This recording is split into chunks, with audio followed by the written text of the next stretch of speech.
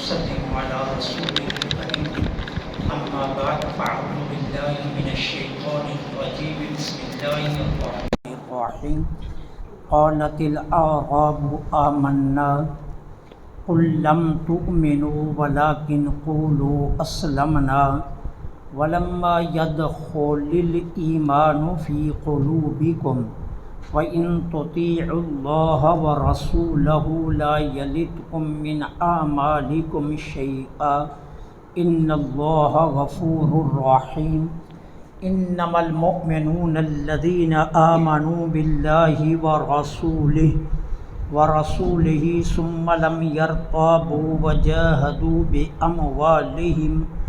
وجاهدوا بأموالهم وأنفسهم في سبيل الله أولئك هم الصادقون صدق الله العظيم۔ قالت الأعراب، دیہاتیوں نے کہا یا دیہاتی کہتے ہیں، آمنا ہم ایمان لائے۔ قل آپ فرما دیجئے، لم تؤمنوا تم ایمان نہیں لائے، ولیکن لیکن قولوا کہو، اسلمنا ہم نے اطاعت کو قبول کیا، ولما کیوں کہ نہیں، یدخل الایمان داخل ہوا ایمان فی قلوبکم تمہارے دلوں میں، وَإِن تُطِيعُوا اللَّهَ وَرَسُولَهُ اور اگر تم اطاعت کرو اللہ اور اس کے رسول کی، لا یلتکم ہرگز کم نہیں کیا جائے گا، من اعمالکم شیئا تمہارے اعمال میں سے کوئی چیز بھی، ان اللہ غفور بے شک اللہ تعالی بخشنے والا، رحیم بے حد رحم فرمانے والا۔ انما المؤمنون بے شک سچے ایمان والے تو وہی ہیں، آمنو جو ایمان لائے اللہ اور اس کے رسول پر، ثم پھر لم یرتابوا کوئی شک نہیں کیا، وجاہدوا اور انہوں نے جہاد کیا اپنے مالوں اور اپنی جانوں کے ذریعے اللہ کی راہ میں، اولئک ھم الصادقون یہی وہ سچے لوگ ہیں۔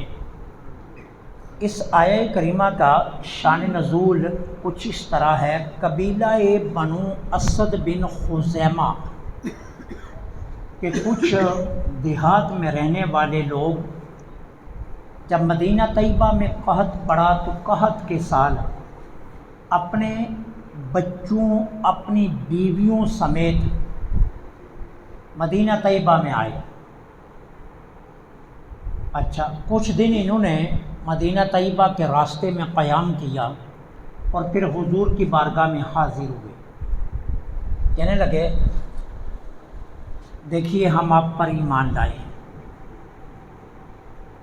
اور دوسرے قبائل کی طرح ہم نے آپ سے جنگ نہیں کی،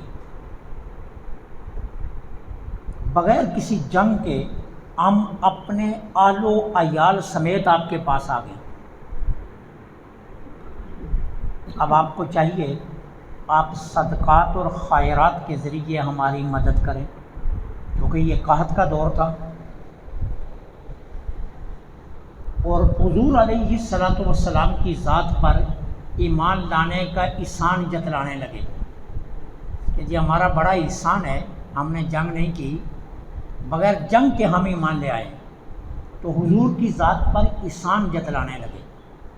اللہ تعالیٰ نے ان کے رد میں یہ آیہ کریمہ نازل فرمائی، محبوب آپ ان کو کہہ دو تم تو ایمان لائے ہی نہیں، کیوں؟ نور ایمان تو تمہارے دلوں میں داخل ہوا ہی نہیں۔ یہ جو تم کلمہ پڑھتے ہو نا، یہ مت سمجھو کہ اللہ کے رسول کو پتہ نہیں ہے، یہ کلمہ تم یہاں اوپر سے پڑھے ہو، کس لیے؟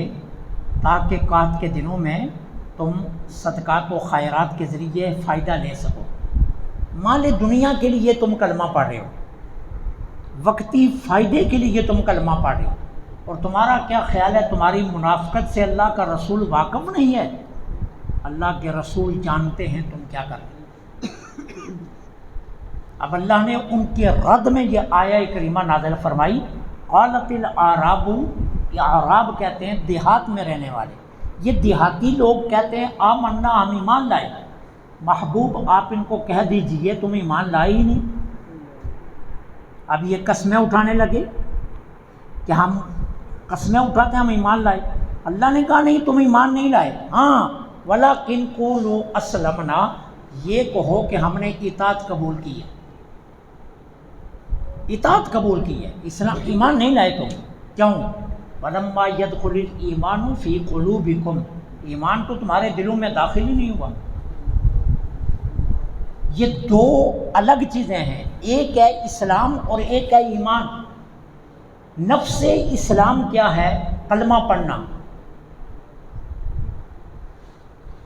یہ نفس اسلام ہے کہ اللہ کو ایک ماننا اور حضور کی رسالت کا اقرار کرنا، یہ نفس ایمان ہے، نفس اسلام۔ اور ایمان کیا ہے؟ کہ نور ایمان دل میں اس طرح داخل ہو جائے کہ انسان اسلام کے تمام احکامات کا پابند بن جائے، یہ ایمان ہے۔ احکامات اسلام پر عمل اور احکامات اسلام کے نور کا ایمان داخل ہو جانا دل میں، یہ ایمان ہے۔ تو کہا گیا کہ ابھی تو ایمان کا نور تمہارے دلوں میں داخل نہیں ہوا، ہاں آؤ ہم تمہیں بتاتے ہیں یہ کیا ہے۔ ان تطیعوا اللہ ورسولہ، اگر تم اللہ اور اس کے رسول کی اطاعت کرو تو یہ ہے نور ایمان۔ ابھی تو تم نے اطاعت نہیں کی ہے، ابھی تو تم مال کے لالچ میں آئے ہو، ابھی آئے رسول پر احسان جتلانے لگے اور ساتھ ہی مال صدقات و خیرات کا مطالبہ کر دیا، تو یہ تو صاف واضح پتہ چل رہا ہے کہ تم ایمان کیوں لائے ہو۔ اس لیے کہا گیا اگر تم اللہ اور اس کے رسول کی اطاعت کرو، لا یلدکم من اعمالکم شیئا، اللہ تمہارے کسی عمل کے اجر کو کم نہیں کرے گا۔ اور یہ قیامت تک کے لیے ایک فیصلہ ہو گیا کہ اگر مخلص مسلمان بن جاؤ تو تم چھوٹے سے چھوٹا بھی عمل کرو، اللہ اس کا اجر کم نہیں کرے گا۔ قیامت کے دن تمہارے چھوٹے ترین عمل کا جب اجر تمہیں دیا جائے گا نا، تو تم کہو گے کاش میں نے اس کو چھوٹا سمجھا ہی نہ ہوتا۔ رائی کے دانے، خشخاش کے دانے کے برابر جو نیکی کی ہوگی نا، اللہ پہاڑوں کے حساب سے اس کا اجر عطا کرے گا۔ اور پھر تمہارا ذہن آئے گا کاش میں نے اس کو ہلکا سمجھا ہی نہ ہوتا۔ تو کہا گیا لا یلدکم من اعمالکم شیئا، اللہ تمہارے اعمال کے اجر میں سے کسی اجر کو کم نہیں کرے گا۔ کیوں؟ اللہ بخشنے والا، رحم فرمانے والا۔ اب آگے ان کو سمجھایا جا رہا ہے انما المؤمنون، مخلص ایمان والے کون ہیں؟ سچے ایمان والے کون ہیں؟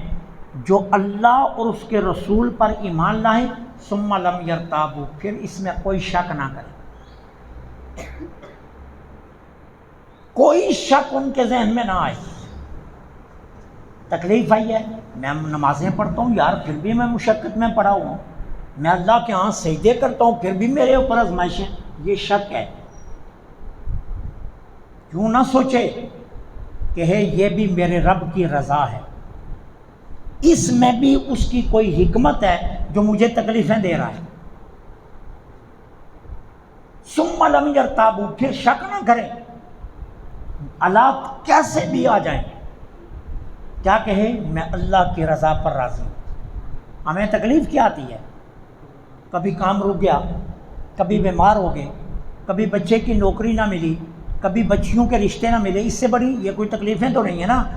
تکلیفیں صحیح ہیں۔ حسین نے سارا کنبہ کٹوا کر بھی سجدہ کیا تو کیا کہا؟ اللہم رضن بقضائک، اللہ میں تیری قضا پر آج بھی راضی ہوں۔ تھوڑی سی تکلیف، میں تو نمازیں پڑھتا ہوں، یہ میرے اوپر اتنی بڑی تکلیف آ گئی، یہ کوئی تکلیف ہے؟ تکلیف دیکھنی ہے تو حسین کی تکلیف کو دیکھو کہ جس نے سارا خاندان اللہ کی راہ میں قربان کیا اور کیا کہا؟ مولا میں پھر بھی راضی ہوں، اس حال میں بھی میں تجھ سے راضی ہوں۔ ثم لم یرتابوا، پھر شک نہ کریں، کسی قسم کا شک نہیں۔ یہ ہے اصل مخلص ایمان۔ سچے ایمان والے وہ ہیں جو اللہ رسول پر ایمان لائیں پھر اس کے بعد شک نہ کریں، کیسے بھی حالات ہوں، مشکل سے مشکل دور بھی آ جائے تو کیا کہیں، اللہ جیسے تم راضی ہے، اس میں بھی تیری کوئی حکمت ہے، اس میں بھی کوئی تیری منشا ہے کہ جو تو نے مجھے اس آزمائش میں ڈالا ہے، میں تیری اس حال میں بھی تیرا شکر گزار ہوں۔ اور اگر واویلا شروع کر دیا، میں نمازیں پڑھتا ہوں، میں امام ہوں، میں خطیب ہوں، پھر اتنی بڑی مشکل میں کیسے آ گیا، میں تو اللہ کا گھر چھوڑتا نہیں ہوں، میں نمازیں 5 وقت کی پڑھتا ہوں، تو میرے اوپر آزمائش کیسے آ گئی؟ ارے تم حسین سے زیادہ نمازی تو نہیں ہے نا۔ اللہ نے تو نبیوں کو آزمایا ہے، اللہ کے ایسے ایسے نبی ہیں جن پر آرے چلے، یونس علیہ السلام جیسے نبی کو مچھلی کے پیٹ میں رہنا پڑا، یوسف علیہ السلام جیسے نبی کو باپ سے جدا ہونا پڑا، بہن بھائیوں سے جدا ہونا پڑا، کتنی بڑی آزمائشیں ہیں۔ حضرت زکریا کے جسم پر آرا چلا، 2 ٹکڑے کر دیے گئے۔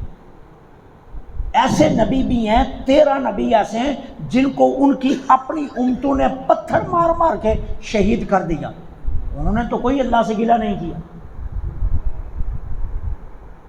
تو ثم لم یرتابوا، سچے ایمان والے وہ ہیں جو اللہ رسول پر ایمان لائیں، ثم لم یرتابوا، پھر شک نہ کریں، اور پھر انہوں نے جہاد کیا اپنے مالوں اور اپنی جانوں کے ذریعے اللہ کی راہ میں۔